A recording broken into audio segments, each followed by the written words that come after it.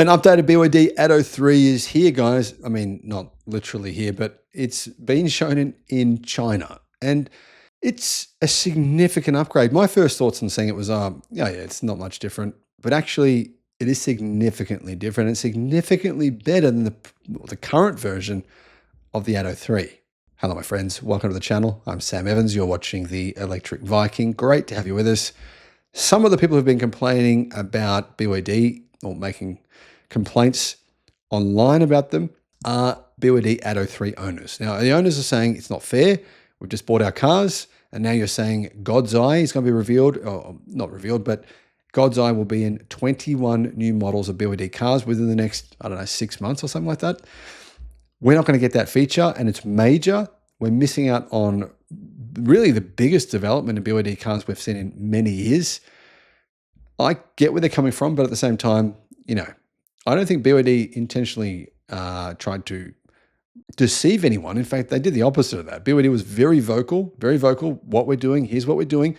We're working on full self-driving. We're working on ADAS. This is a very big issue for us. They went and hired like every person in the world. Literally, they went on the insane hiring spree. You think Tesla's gone on big hiring sprees. It's nothing compared to BYD. BYD have more engineers than any other company in the world.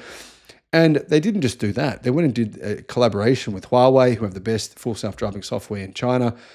And they came out with God's Eye. And it's got to be in BYD, 21 new cars, 21 new models, but it's not quite as good as what you think. And I'll explain why that is in just a minute. It'll make sense in just a minute. First of all, what are the other changes to the Atto 3? Well, as you can see, it does look a little different. I don't know the looks making much difference. The front looks a little different. You can see the front fascia, reshaped intake, trapeze-shaped air intake. I mean, it doesn't need an air intake, but anyhow, it's got a chrome-plated element between the kind of intake thing on the front.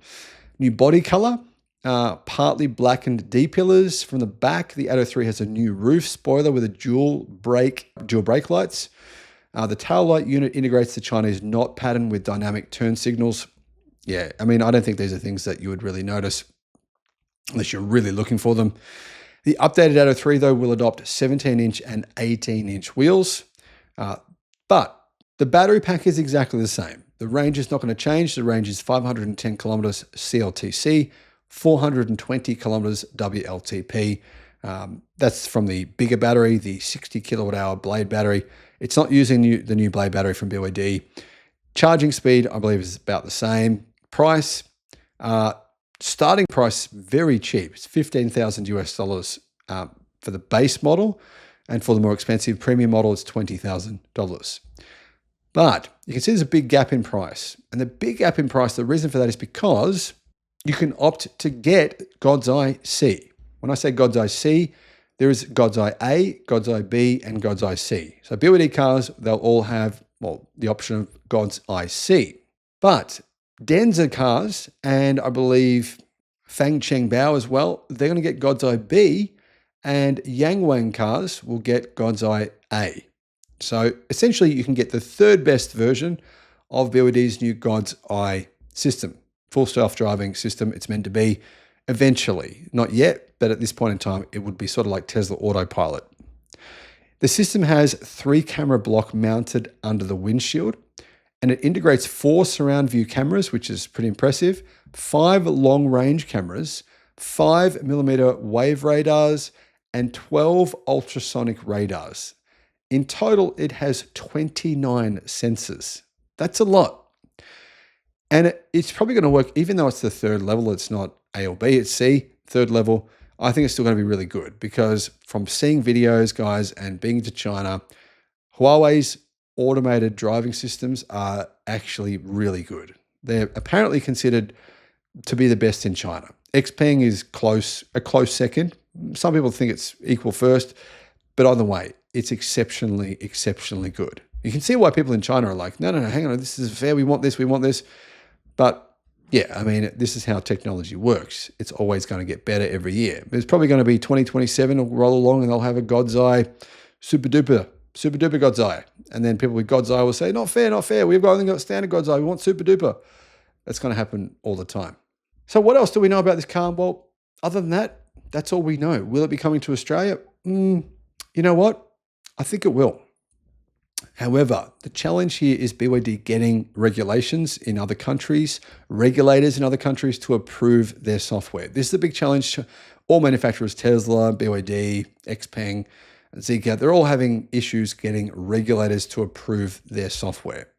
So I'll report on that over the course of this year on how that's going in terms of getting this software approved and running on roads. For example, here in Australia, Xpeng have some great full self-driving system, but it's not approved yet in Australia. So that's what's holding back their cars. Same with Tesla. Their systems aren't really approved properly. Full self-driving is not approved properly in Australia. So it's held back to some degree. But anyway, in China, these cars are going to be pretty damn good. I think really good value. And it will, of course, help BYD to extend their lead over other companies like Volkswagen, Toyota, etc. Do you see those companies with this kind of technology? Do you see other Chinese companies bringing out this kind of Huawei software and technology? They do, right? But legacy automakers, are they doing it? They're not. They're not. They're falling further and further and further behind.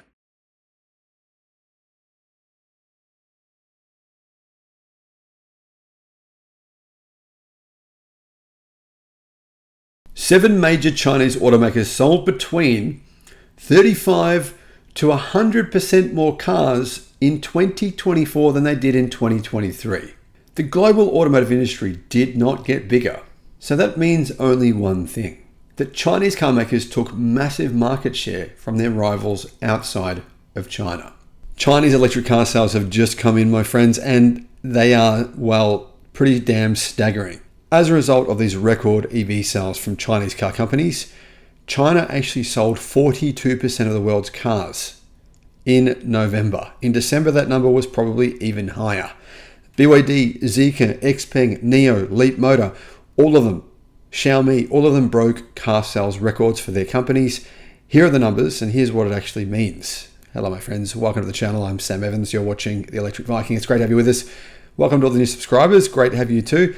And guys, if you're charging your EV using electricity from the grid, I suggest not doing that, because solar systems on average give you a payback around 50,000 US dollars in America, and it's around 70,000 Australian dollars here in Australia. So it's a no-brainer. I use a solar system installed from Resync Solar. I'll put a link in the description below. By the way, I don't get any profit out of getting you guys to buy a system from them. I just recommend them because I use them and they were great.